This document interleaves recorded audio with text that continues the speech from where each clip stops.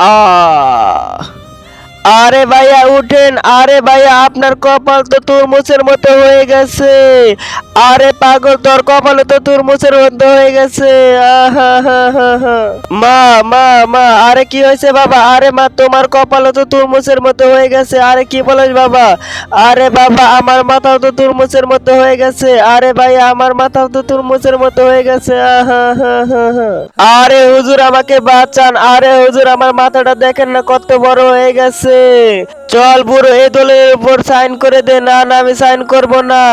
চল বাবা, এই বুড়াকে মেরে ফেলি, তাহলেই তোর জমিন তরি হয়ে যাবে। আচ্ছা ঠিক আছে, এখনই মেরে ফেলতেছি। তুমি সামান্য জমিনের জন্য তোমার চাচাকে হত্যা করেছো। আরে হুজুর, আমি আমার গুনাহকে কবুল করতেছি।